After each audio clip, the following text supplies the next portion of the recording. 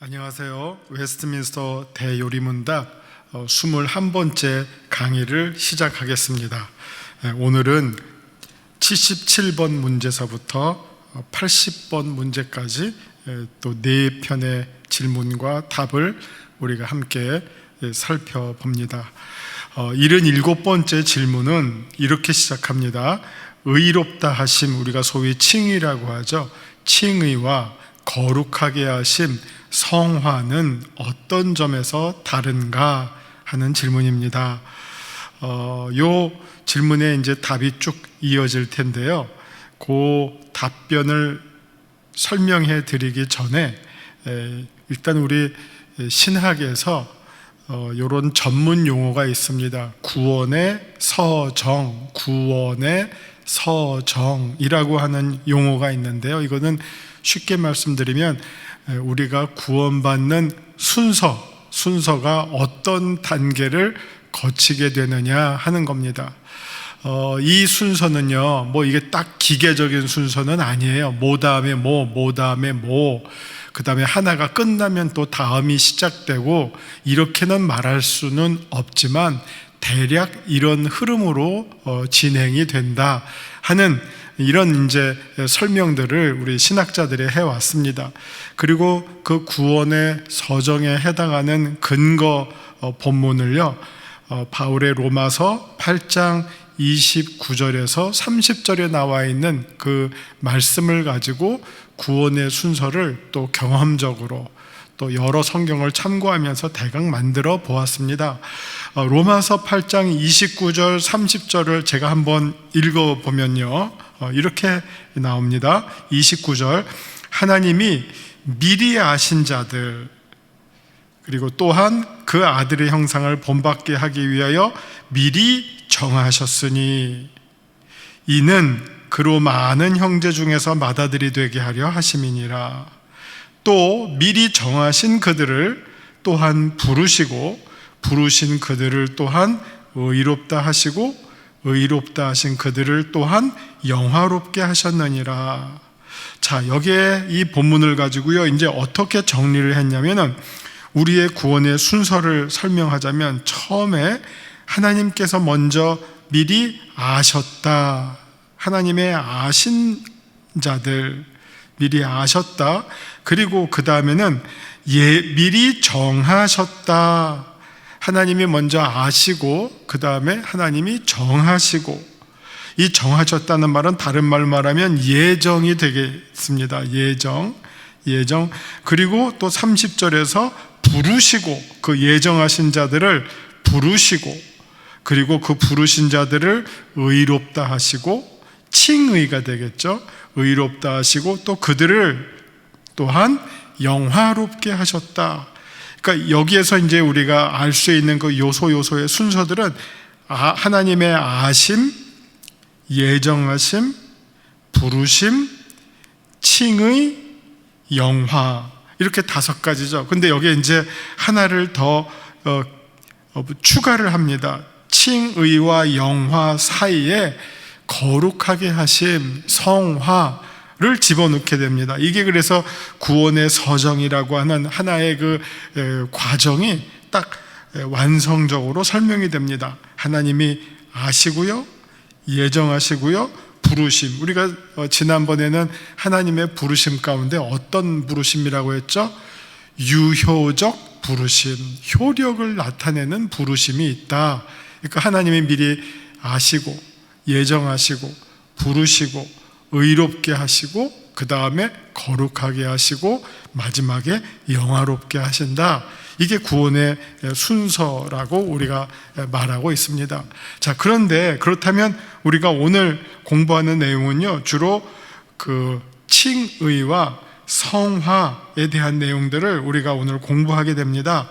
그래서 77번에서도 의롭다 칭하심, 칭의와 거룩하게 하심은 어떤 점에서 다른가 하는 질문입니다. 여기 답을 보면요, 몇 가지 이제 중요한 내용들이 들어있는데, 첫 번째가 거룩하게 하심이 의롭다 하심과 불가분리의 관계가 있지만, 우리가 성경을 보면요, 사실은 칭의와 성화가 서로 연결되어 있을 뿐만 아니라 마치 앞뒤로 연결되어 있을 뿐만 아니라 때로는 동일한 의미로 같은 의미로 쓰여지는 경우도 보게 됩니다. 예를 들어서 고린도전서 1장 2절을 보시면 바울의 그 고린도 교회 성도들에게 편지하면서 첫 번째 인사말 가운데 이런 표현이 등장합니다. 고린도에 있는 하나님의 교회 곧 그리스도 예수 안에서 거룩하여지고 성도라 부르심을 받은 자들. 여기서 바울이 거룩하여지고 성도라 부르심을 받은 자들이라고 이제 고린도 교회 성도들을 향해서 말하고 있는데요.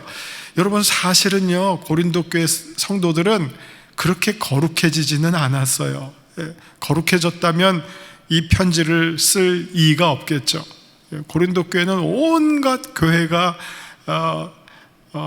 가질 수 있는 모든 그 문제점들은 다 가지고 있어서 그 문제를 해결하기 위해서 바울이 편지를 쓴 것이 고린도 교회죠. 분열의 문제라든지 음란의 문제라든지 은사의 남용이라든지 성찬의 남용이라든지 재판 끝없는 성도들끼리의 소송이라든지 하여튼 너무너무 교회가 표현할 수 있는 모든 문제들을 다 가지고 있는데 그 교회를 향하여 바울이 예수 안에서 거룩하여지고라는 말을 쓰고 있습니다. 거룩하여지고 성화죠. 근데 사실은 말은 거룩하여지고라고 했지만 그 실질적 의미는 의롭다 하심을 받았다 하는 말과 다름이 없어요. 그래서 바울은 칭의와 성화를 혼용해서 사용하는 경우도 있다는 겁니다. 그래서 아까 제가 처음에 말씀드린 것처럼 이 구원의 서정을 우리가 대략의 순서로 보고 서로 맞물려 있기도 하는 것으로 우리가 이해를 해야지 이거를 단계적으로 1단계 다음에 로켓가 무슨 분리되듯이 1단계 다음에 2단계 다음에 3단계 이런 식으로 순서가 진행한다고 기계적으로 이해하실 필요는 없다는 것입니다. 자, 그러면 이제 계속 답을 볼 때 비록 거룩하게 하심이 의롭다 하심과 불가분의 관계가 있지만 다른 점이 있다. 곧 의롭다 하실 때 하나님께서 그리스도의 의를 우리에게 돌리시는 반면 거룩하게 하실 때는 하나님의 영이 은혜를 주입하시어 신자로 하여금 그 은혜로 인하여 옳게 행하는 능력을 주신다. 이 긴 문장은요, 어떤 신학적 이해를 가지고 있어요. 이게 뭐냐면은 칭의에서는 그리스도의 의를 우리에게 돌리시는 반면 이거를 신학 용어로 의의 전가라고 해요. 의의 전가. 그리스도의 의를 넘겨서 빌려주는 것과 같이 생각하는 거고요. 성화에 대해서는 뭐라고 했습니까? 하나님의 영이 은혜를 주입했어요. 여러분, 전가와 주입은 어떤 차이가 있습니까? 전가는요, 마치 이렇게 선물을 줘서 어떤 이런 펜이 있다면 이 펜을 줘서 요게 지금 전가예요. 이 펜이 내 안으로 아직 안 들어와 있는 거예요. 근데 주입은 뭡니까? 핏줄을 타고 입으로 내 속으로 들어와서 내 거가 된 상태가 주입이에요. 이게 과거에 종교개혁 시대에 카톨릭과 프로테스탄트가 엄청난 논쟁을 했던 주제입니다. 전가와 주입. 카톨릭은 칭의를 말할 때 전가보다는 주입을 자꾸 말하려는 경향이 있었고요. 개신교는 주입보다는 전가를 말하려는 경향이 아주 강했죠. 그 점을 지금 여기에서 구분을 짓는 것입니다. 그리스도의 의를 우리에게 이렇게 덮어 씌워주는 거, 이렇게 그냥 빌려주는 거. 그래서 그것 때문에 우리가 겨우 그러니까 어떻게 보면 우리 속은 아직 죄인이에요. 그러나 우리는 의롭다라고 하는 이 명분을 그리스도로부터 받은 거예요. 그러니까 이 의는 그리스도로부터 와서 내 속에서는 아직 완전하게 의롭게 되지는 않았고요. 내 속은 아직 여전히 불의일 가운데 있지만 하나님께서 그리스도의 의 때문에 우리를 의롭다라고 봐주시는 거예요. 엑스레이를 찍으면 아마 우리는 의롭다라고 못 나올 거예요. 그런데 엑스레이를 보시지 않고 하나님이 그리스도의 백을 봐주세요. 그래서 우리가 의롭다함을 인정받게 되는 것이죠. 이 차이점을 지금 설명하고 있습니다. 반면에 성화라고 하는 것은 이 하나님의 영, 성령께서 우리 안에 새로운 영을 부어주셔서 정말 성령이 우리 안에서 자라나게 하셔요.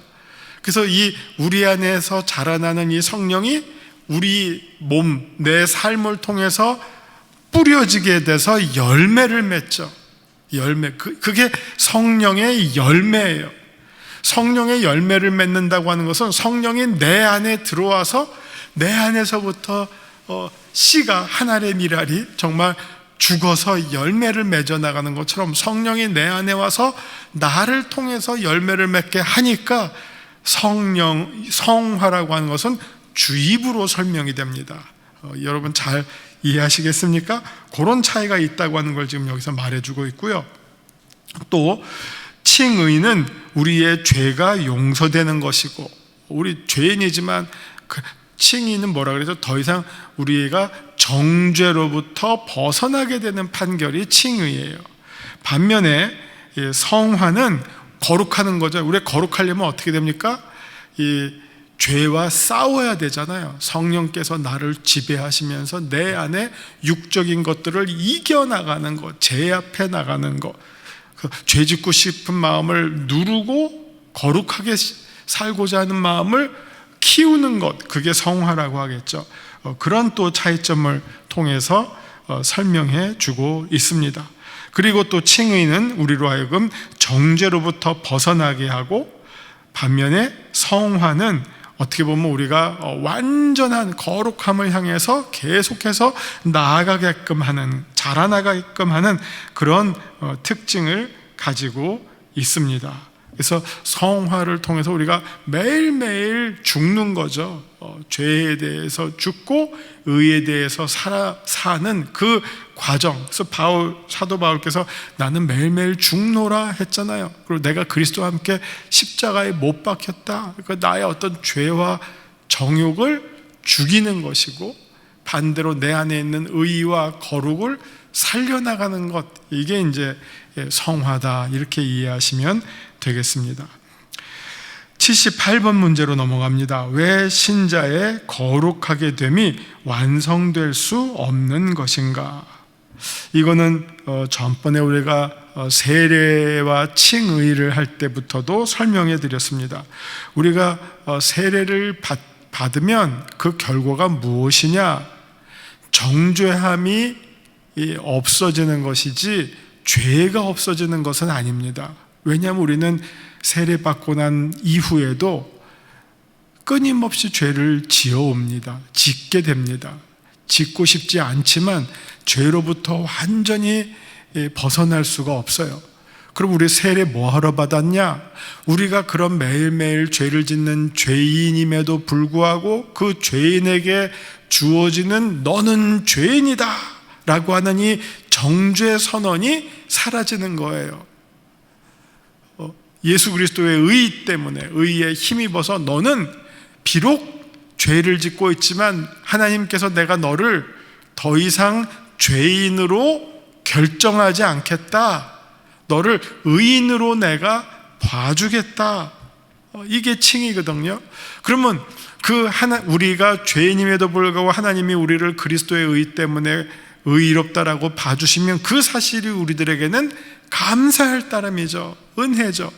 그래서 우리는 그 은혜에 감사한 마음으로 우리 힘으로는 할 수 없으나 성령에 힘입어서 매일매일 거룩한 삶을 향해서 싸워나가는 거예요.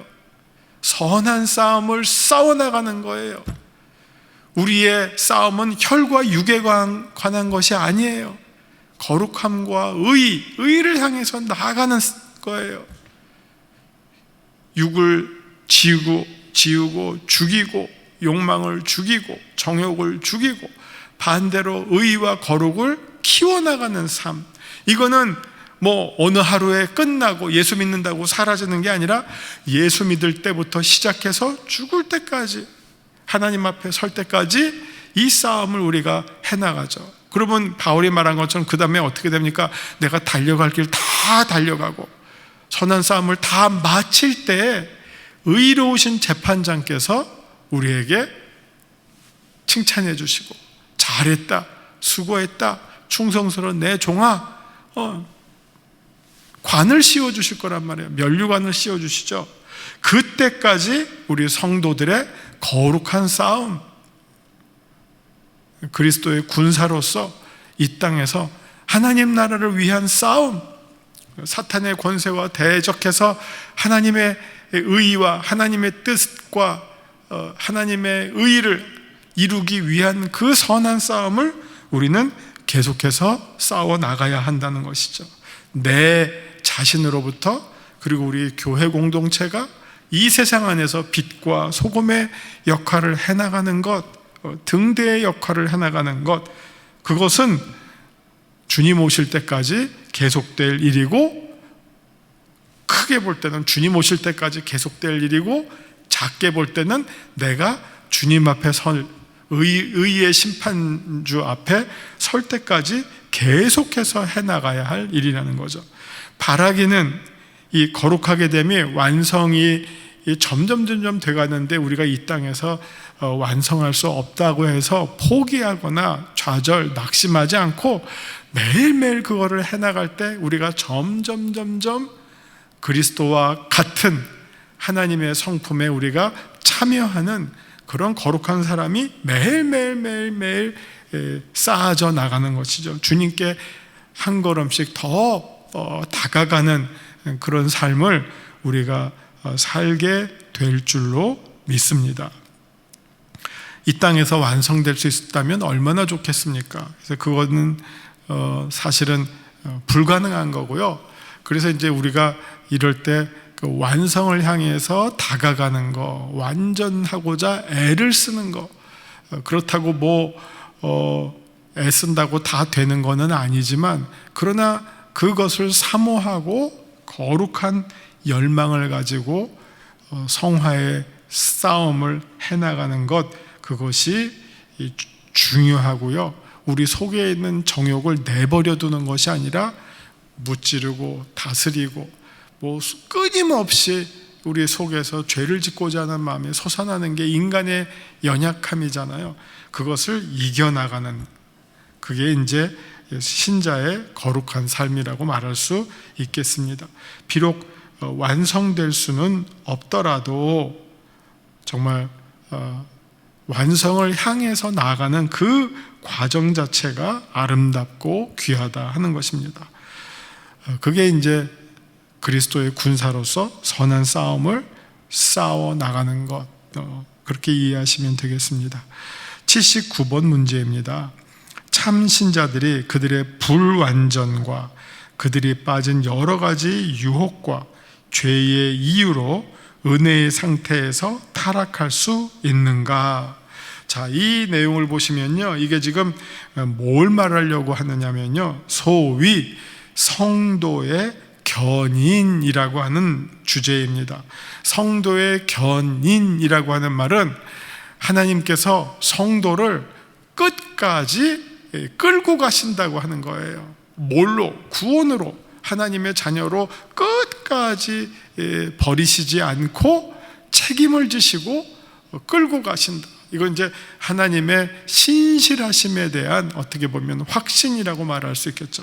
하나님께서 자녀로 삼은 자들, 우리가 앞에서 본 것처럼 아시고 예정하시고 부르시고 의롭다 하시고 거룩하게 하시고 영화롭게 하실 그 하나님의 자녀들을 향해서는 결코 뭐 인간의 마음, 뭐 여자의 마음은 갈대와 같아서 뭐 이런 노래가 있잖아요. 뭐 그렇게 쉽게 마음이 바뀌는 것이 아니라 정말 일관되게 하나님의 뜻은 변개함이 없으신 그 하나님의 신실함에 의지해서 우리가 여러 어려움을 당면하더라도 흔들리지 않고 하나님의 자녀로 끝까지 완성될 수 있도록 하나님께서 끌고 인도해 주신다 하는 내용입니다.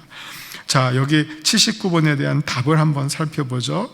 하나님의 변할 수 없는 사랑. 그래서 제가 과거에 무슨 책을 보다가 어떤 신학자가 이런 멋진 말을 했더라고요. 비록 우리는 하나님을 버릴지라도 하나님은 우리를 결코 버리시지 아니하십니다 하는 내용이었어요.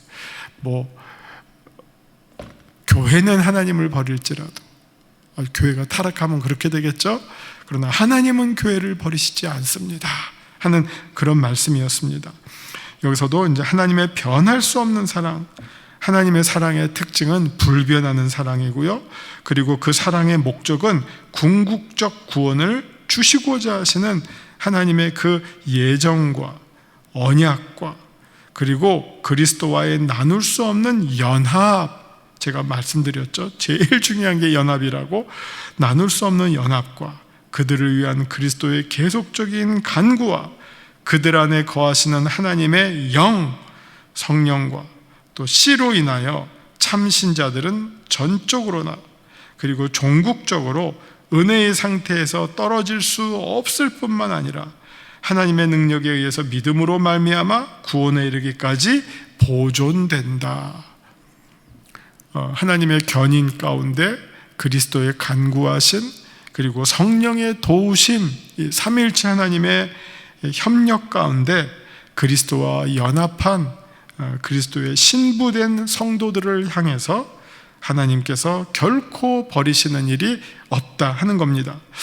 자, 근데 여기서 조금 제가 좀 부연 설명을 해드리면요, 우리 인간의 언어는 어떤 전체를 한 번에 이야기할 수가 없어요. 그러니까 어떤 때는 이 점, 다른 때는 또 다른 점, 주로 말하는 강조점이 바뀔 수밖에 없어요. 만약 누군가가 영세교회 어떤 교회입니까? 성도들한테 물으면 몇 가지로 답이 나오겠습니까? 1000명의 성도라면 아마 수백 가지, 수천 가지의 답변이 나올 거예요. 그만큼 우리 인간은 보는 그 관점이 저마다 다르고, 설명할 때는 모든 것을 다 설명할 수가 없어요. 어떤 자기가 경험한 거, 중요하게 생각하는 거를 그거를 찝어서 설명할 수밖에 없고, 그 다음에 그거에 대해서 또 순서를 매기면서 설명할 수밖에 없어요. 입이 하나잖아요. 입이 하나니까 뭐 하나 설명한 다음에 또 그 다음을 설명해야 되고, 그 다음을 설명해야 되고, 그런 식으로 설명할 수밖에 없죠. 이 성도의 견인이라고 하는 부분에서 말하고자 하는 것은 하나님의 사랑이, 하나님의 신실하심이 인간의 죄, 인간의 불신, 인간의 나약함보다 크다예요. 크다. 그렇기 때문에 하나님의 선택하신 자녀는 절대로 버리지 아니하신다. 이거는 하나님의 관점을 설명하는 거예요. 하나님의 입장을 설명해 드리는 거예요. 근데 만약 어떤 인간이 이거랑 마치 도박을 하듯 게임을 하는 거예요. 하나님 나 버리나 안 버리나 봅시다 하고 막 자기가 의도적으로 패역하고 죄를 짓고 하나님 부인하고 하면 그 다음에는 어떻게 될까요? 가봐야 알겠죠. 예.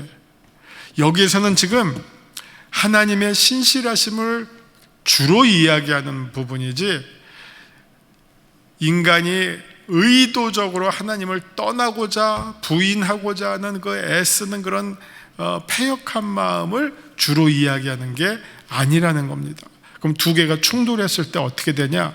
그럴 때 하나님께 승리를 주는 설명이지요. 그렇다고 해서 이게 무슨 기계와 같은 공식이 되어서 모든 그리스도인들이, 모든 교회 다니는 사람들이 다 구원을 끝까지 받는다, 무슨 일을 해도 구원받는다, 어떤 죄를 져도 구원받는다, 이렇게 그냥 정말 무식하게 아주 그냥 기계적으로 그렇게 주장해도 된다라고 하는 설명은 아니라는 것을 말씀드립니다.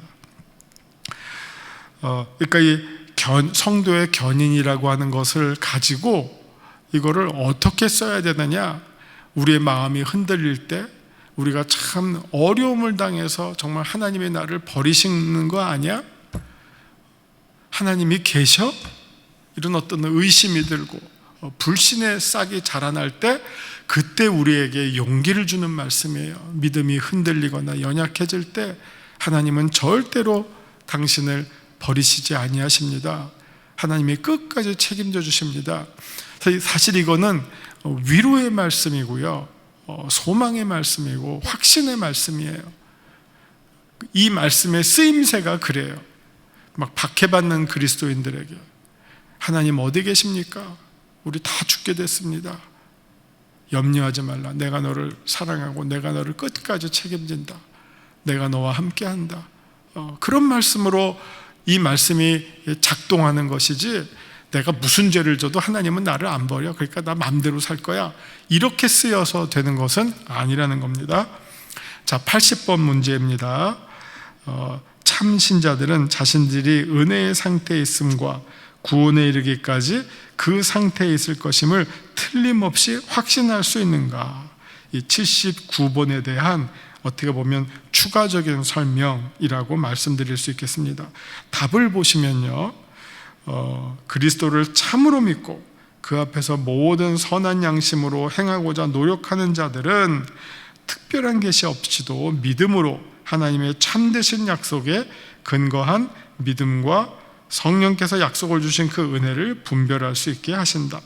그들의 영으로 더불어 그들이 하나님의 자녀임을 증거하시는 성령으로 말미암아 그들이 은혜의 상태에 있음과 구원에 이르기까지 견인할 것을 분명히 확신할 수 있다.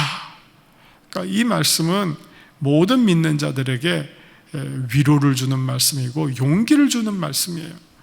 성령께서 우리가 구원받을 자임을 힘주시고 확인해 주시고 인쳐 주신다. 에베소서 1장 보시면 인쳐 주심이 나오잖아요. 도장 찍어 주신다. 이미 도장 찍었다고 하는 것은 무엇입니까? 계약이 끝났다는 거 아니에요.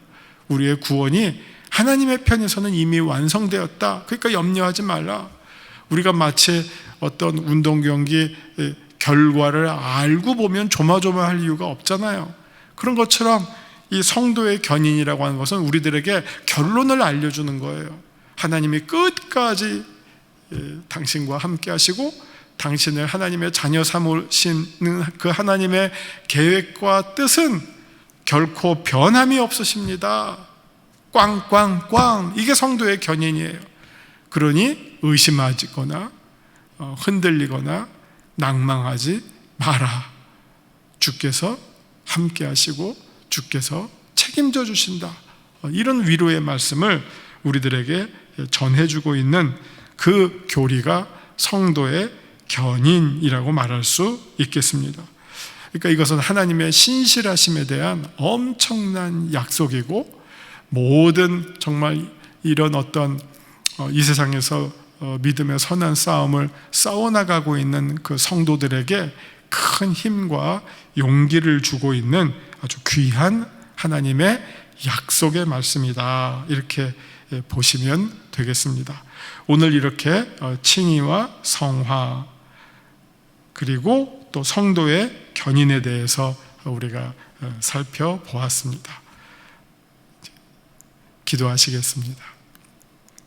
하나님 아버지, 우리를 주님께서 먼저 아시고 그리고 아신 자들을 하나님께서 예정하시고 예정하신 자들을 또 역사의 한순간에 불러주시고 부르신 자들을 의롭다 하시고 거룩하게 하시고 마지막 날 영화롭게 하실 그 주님의 우리를 향한 약속과 하나님의 뜻을 바라보면서 감사와 찬송을 올려드립니다.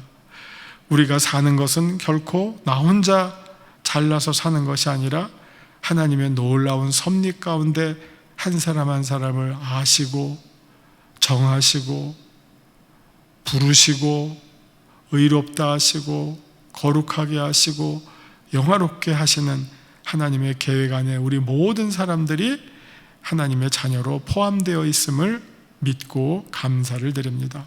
우리가 이 땅에 사는 동안 여러 어려운 순간들이 닥칠 때라도 낙심하거나 흔들리거나 하나님을 부인하지 않고 오히려 하나님께 더 가까이 매달려서 이 땅에서의 우리에게 맡겨진 믿음의 선한 싸움을 승리로 이어갈 수 있는 용감하고 담대하고 신실한 주님의 자녀들 모두 되게 하여 주옵소서. 예수님의 이름으로 기도합니다. 아멘.